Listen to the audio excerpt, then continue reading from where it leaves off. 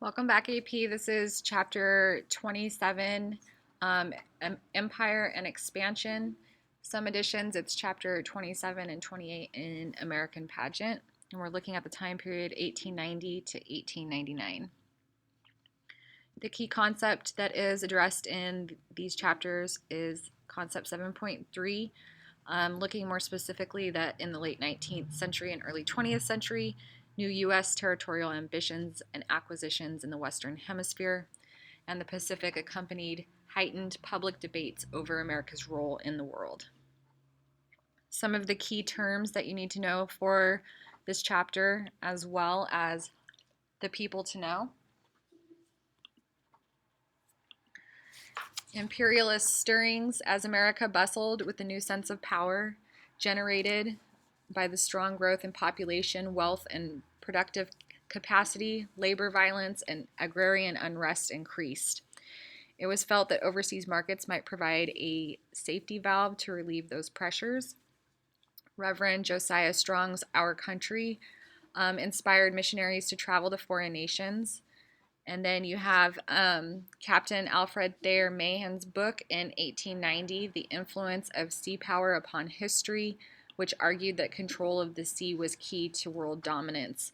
And this also stimulated a naval race among the great powers of the world.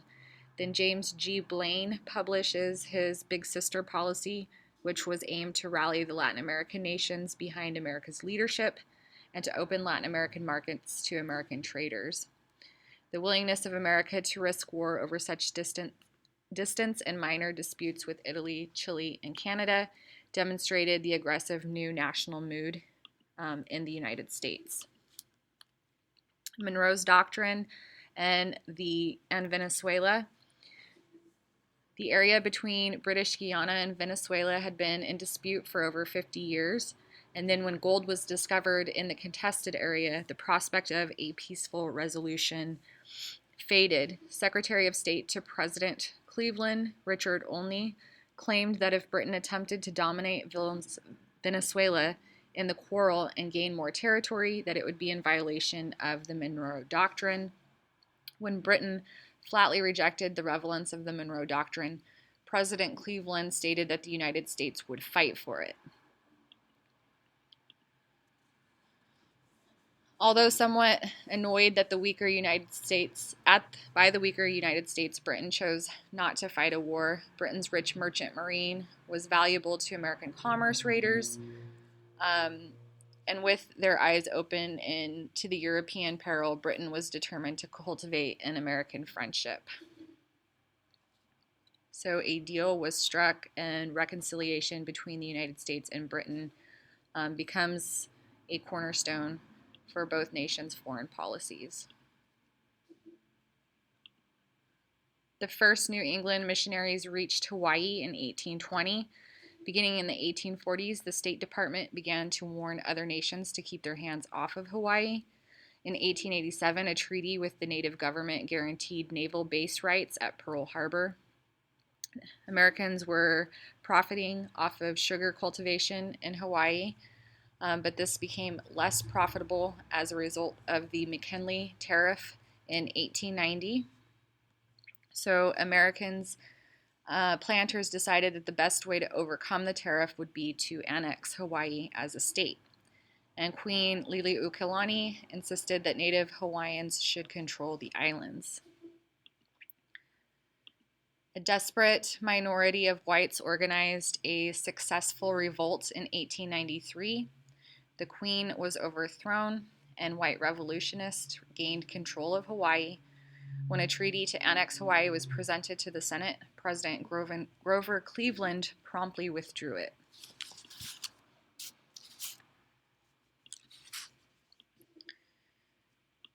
Cubans rise in revolt. Sugar production of Cuba became less profitable when America passed the tariff of 1894. Cubans began to revolt against their Spanish captors in 1895 after the Spanish began to place Cubans in reconcentration camps and treat them very poorly. Cuban revolutionaries began to reason that if they destroyed enough of Cuba and did enough damage, that Spain might abandon Cuba or the United States might step in and help the Cubans with their independence.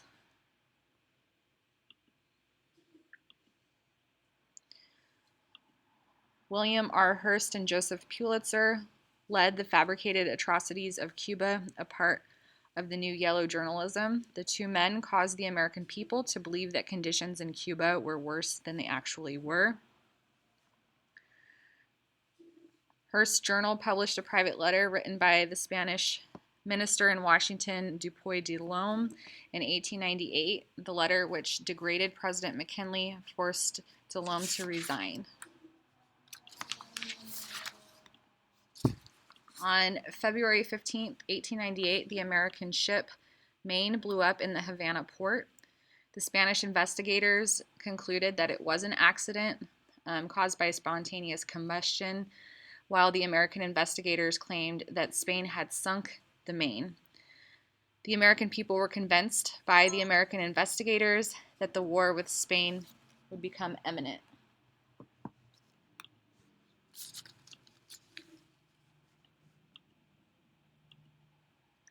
American diplomats had already gained Madrid's agreement to Washington's two basic demands: an end to reconstruction camps and an armistice with Cuban rebels. Although President McKinley did not want a war with Spain, the American people did. He felt that the Americans should rule, so he sent a war message to Congress on April 11, 1898. Congress declared war and adopted the Teller Amendment. It proclaimed to the world that when the U.S. had overthrown the Spanish misrule, it would give the Cubans their freedom.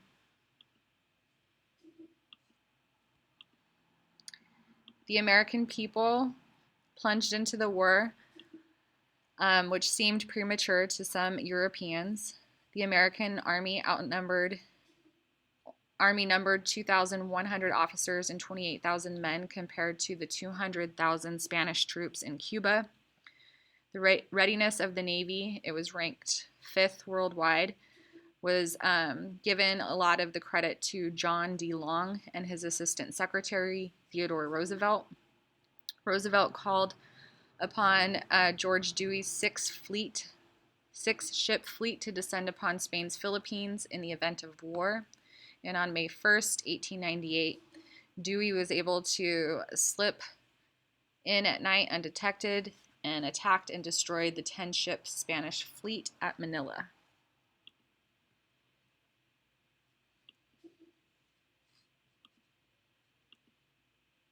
Foreign ships began to gather in the Manila harbor, protecting their nationals. After several incidents, the potential for battles with other nations blew over.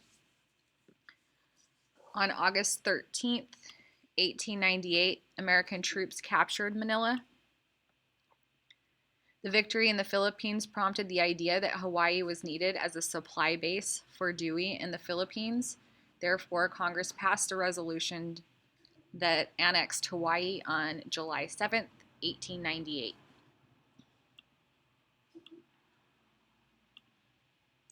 Shortly after the outbreak of war, the Spanish government sent a fleet of warships to Cuba, led by Admiral Cervera.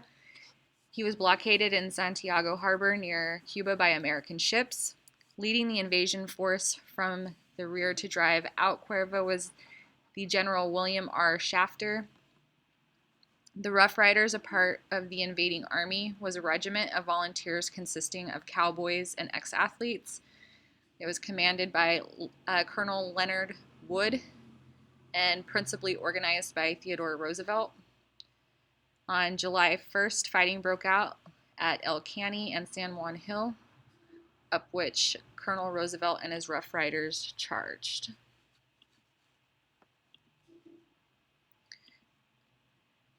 Admiral Cervera's fleet was entirely destroyed on July 3rd, 1898, and shortly thereafter, Santiago surrendered. General Nelson A. Miles met little resistance when he took over Puerto Rico. And on August 12th, 1898, Spain signed an armistice.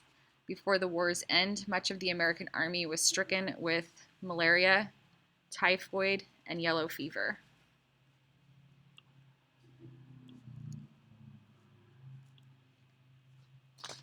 In late 1898, Spanish and American negotiators met in Paris to begin heated discussions. The Americans secured Guam and Puerto Rico, but the Philippines presented President McKinley with a problem.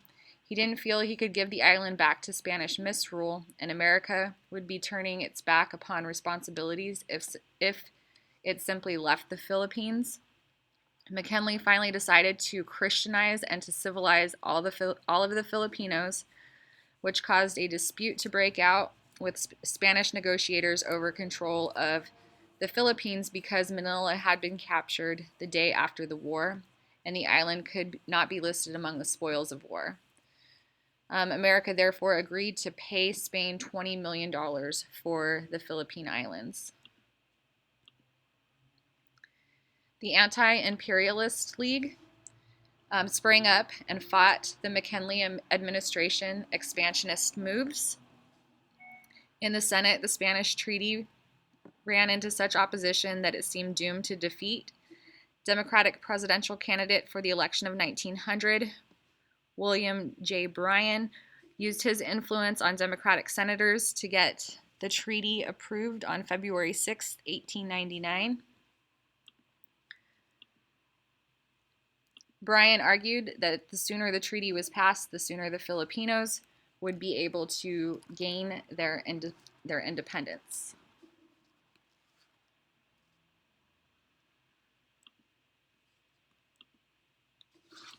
The Foraker Act of 1900, Congress gave the Puerto Ricans a limited degree of popular government, and in 1917 granted them U.S. citizenship.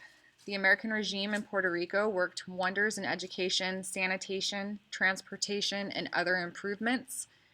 Beginning in 1901 with the Insular Cases, the Supreme Court declared that the Constitution did not extend to the Philippines and Puerto Rico. The United States, honoring the Teller Amendment of 1898, withdrew from Cuba in 1902. The U.S. forced the Cubans to write their own constitution of 1901, known as the Platt Amendment. The Constitution decreed that the United States might intervene with troops in Cuba in order to restore order and to provide mutual protection. The Cubans also promised to sell or lease needed coaling and naval stations in the United States. And New Horizons in Two Hemispheres. Sorry, the title is missing.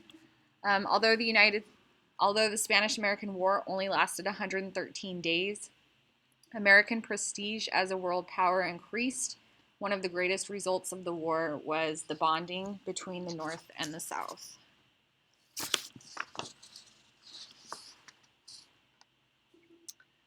American soldiers, as well as Filipino guerrillas, resorted to brutal fighting tactics, and this was the backbone of the Filipino Rebellion, which broke out in 1901 when American soldiers captured the Filipino leader Emilio Aguinaldo. President McKinley appointed the Philippine Commission in 1899 to set up a Filipino government. William H. Taft, who referred to Filipinos as his little brown brothers, led the body in 1900. He genuinely liked the Filipinos, while the American soldiers told President McKinley plan of benevolent assimilation of the Filipinos was very slow and involved improving roads, sanitation, providing public health. There was a plan to set up schools with a system of English as a second language, and a lot of the Filipinos preferred liberty over assimilating into American culture. Hinging the open door in China. Following China's defeat by Japan in 1894 and 1895, Russia and Germany moved into China. The American public, fearing that the markets would be monopolized by Europeans, demanded that the U.S. government do something. Secretary of State John Hay dispatched to all the great powers a communication which becomes known as the Open Door Note. In that Open Door Note, he urged the powers to announce that in China or their spheres of influence, they would respect certain Chinese rights, and the idea of fair competition. The note also asked for the countries to accept free trade within China. In 1900, a super patriotic group in China known as the Boxers killed hundreds of foreigners trying to expel Western influence within their country. After the failed rebellion, Secretary Hay declared in 1900 that the open door would embrace the territorial integrity of China and its commercial integrity. In September 1901, a deranged anarchist murdered President McKinley, and Theodore Roosevelt took over the presidency. Roosevelt was a direct actionist in that he believed that the president should lead and keep things moving forward. He had no respect for the checks and balance system among the three branches of government, and he felt that he could take any action in the interest of the country, however, as long as it wasn't specifically forbidden by the Constitution. In order for ships to cross quickly from the Atlantic Ocean to the Pacific Ocean, there had to be some sort of shortcut. Otherwise, the ships had to travel all the way around the southern tip of South America. By the terms of the Clayton-Bulwer Treaty with Britain in 1850, the U.S. could not gain exclusive control over a route for the canal, but because of friendly relations with Britain, Britain signed another treaty in 1901, which gave the U.S. a helping hand to build the canal and the rights to it. However, some problems that the U.S. run into when trying to build the canal include that the country of Colombia actually controlled Panama. So Panama had to gain its independence from Colombia in order to give rights to America to build the canal. On November 3rd, 1903, Panamanians who feared the United States would choose a different route for the canal created a revolution, and through the treaty in Washington gave the U.S. control of a 10-mile zone around the proposed area of the Panama Canal. Panama Canal took 10 years to build, and it was under American control until 2001. Several nations of Latin America were in debt to European countries. President Roosevelt feared that if European nations like Germany or Britain got their foot in the door of Latin America, then they might remain there, which again is a violation of the Monroe Doctrine. So Roosevelt created a policy that's known as preventative intervention. The Roosevelt corollary to the Monroe Doctrine declared that in the event of future monetary problems of Latin American countries with European countries, the U.S. could step in and help pay Latin American countries' debts to keep European nations out of Latin America. Latin American countries began to hate the Monroe Doctrine, for it became an excuse for numerous U.S. interventions. In actuality, President Roosevelt was the one to be blamed for the interventions. Japan began war with Russia in 1904 after Russia failed to withdraw troops from Manchuria and Korea. Japan was running low on troops and supplies, so they asked President Roosevelt to step in and sponsor some negotiations between Japan and Russia. Roosevelt agreed, and in 1905, he forced an agreement in which Japanese received no compensation for their losses and only part of the required land that they wanted. Because of the treaty, friendship with Russia faded away, and Japan becomes a rival with America in Asia. One of the things that did come out of this is that Roosevelt was awarded the Nobel Peace Prize in 1906.